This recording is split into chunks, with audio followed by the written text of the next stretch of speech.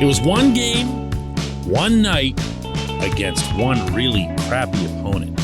So it's really tempting to try to downplay what we saw from Oneil Cruz, and yet I can't bring myself to do it. Good morning to you. Good Tuesday morning. I'm Dejan Kovacevic of DK Pittsburgh Sports. This is Daily Shot of Pirates. Comes your way bright and early every weekday if you're into football and or hockey.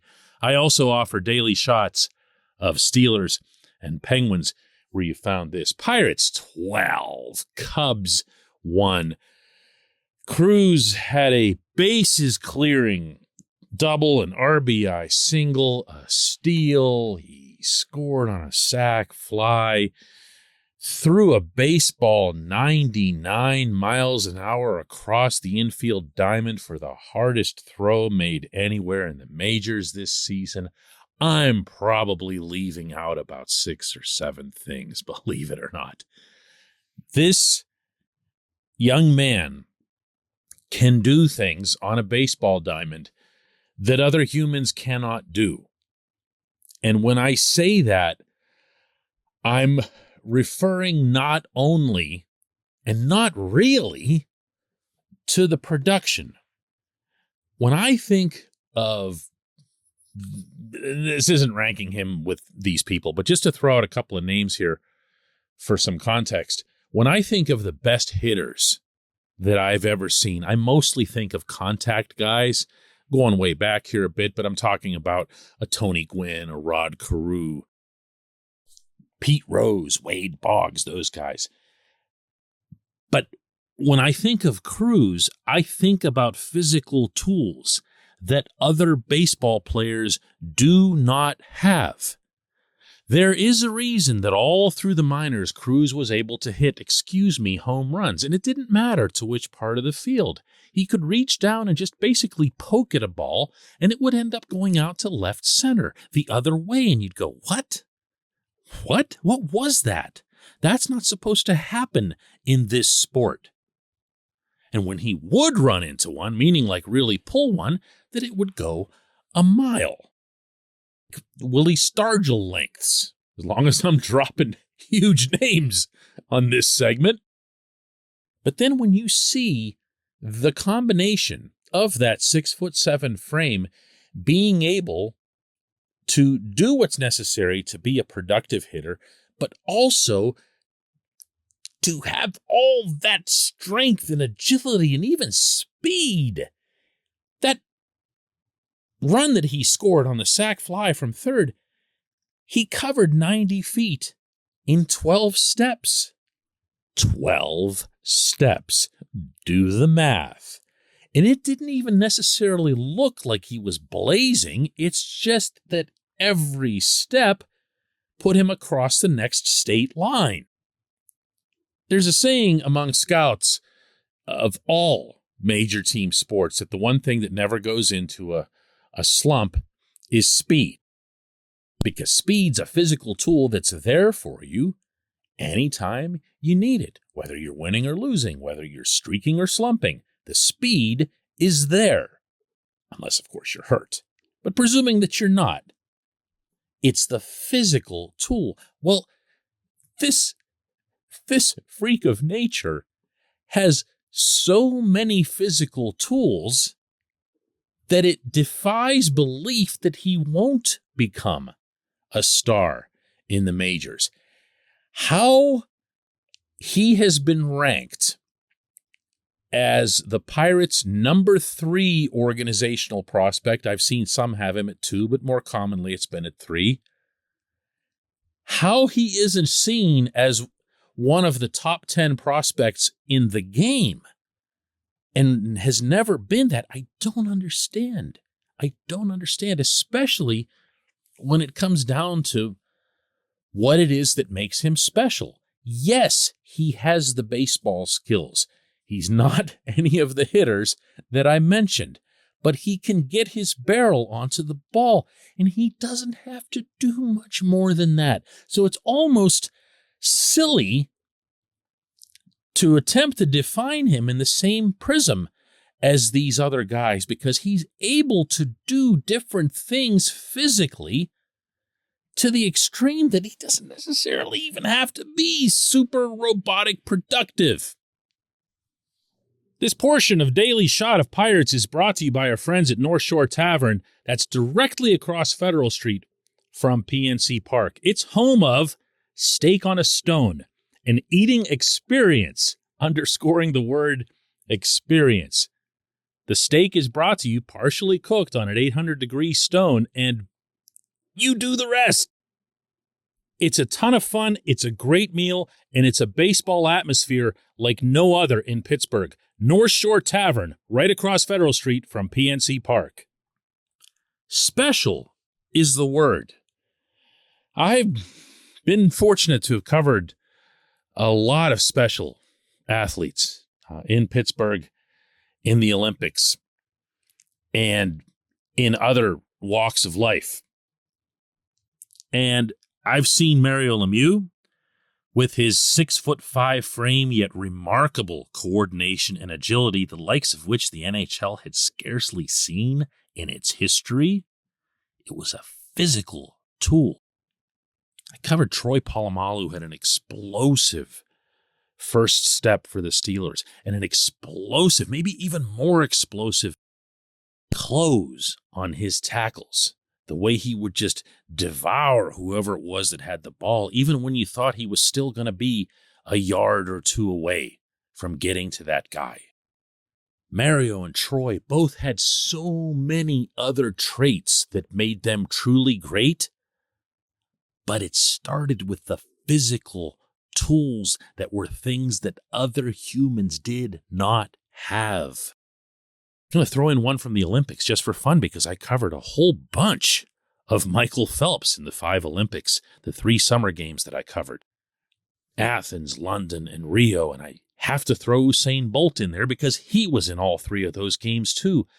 Phelps had the body like a fish with the super long upper body, torso, and the really long arms, as if, the legs were just a fin, And Bolt had a build that's kind of similar to Cruz's, And they were able to do things physically that others couldn't. When I watched Cruz in this game, that was what I locked in on.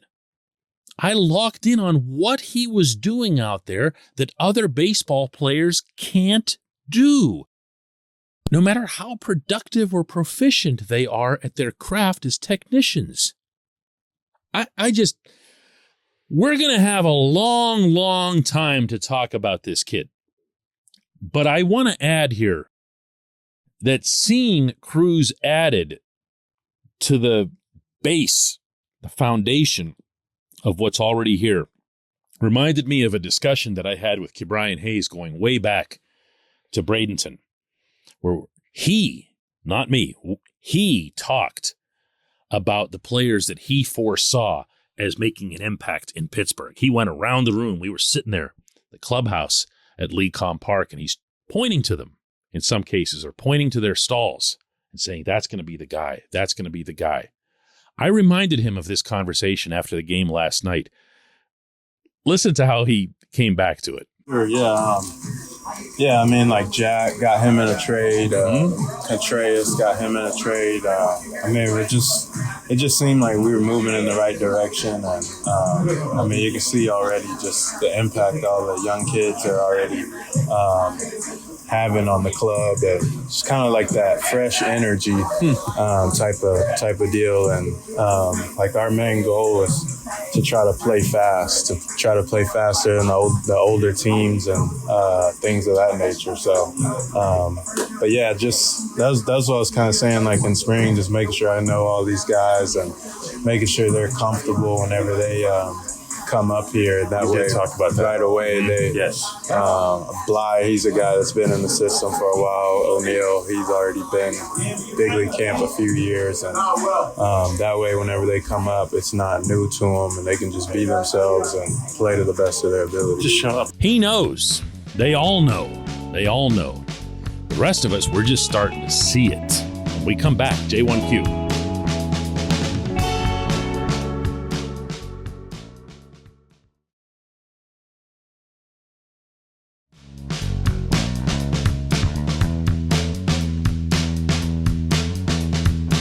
And today's J1Q comes from John Banahaski, who writes after that game, Dejan, do you see Henry Davis coming up soon? I'd love to see all the young players grow together, and hopefully next year they can get some pieces in free agency like they did in 2013.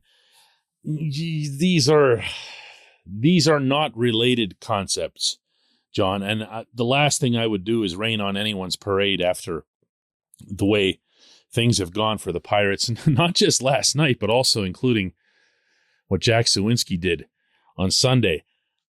There are encouraging elements to this, especially as it relates to position players. But yeah, that's where I'm going. You got to have pitching, man. It's still, first and foremost, a game of pitching. Football is a game for the quarterback. Hockey's a game for the goaltender. Baseball is a game for the starting pitcher. And if you look across the rotation guys who are in place now in Pittsburgh, then you look at the rotation in Indy, then you look at the rotation in Altoona, you realize that where the real ceiling is still is in Double-A, and that's not imminent. You can hope for continued progress from some guys. It got lost last night, but JT Brubaker put up 6 zeros, and he's been mostly good other than one really rotten start where he gave up a ton of home runs, which he'll do from time to time. Mitch Keller seems to be getting some things together, and, you can go through the rest of them. Zach Thompson, Jose Quintana's obviously older. The one guy that's here, who you can say with conviction is going to be part of the starting rotation when things get good for the Pirates, I believe is Roansy Contreras. If that sounds unfair to Mitch, Mitch has to do it. Mitch has to get it done, and then Mitch has to put himself into a position where he's going to be someone who's worth paying out those arbitration years and not getting fed up with and sending to another team so that, they can turn him into something good and how all that other stuff goes. But yeah, you can look, as you apparently did, at the lineup and say, well, what about the rest of the everyday 8? If Henry Davis is up here, we've really got something. Because you can put together a second baseman, even a first baseman out of that. You've now got a whole bunch of outfielders after having none other than Reynolds just a couple months ago.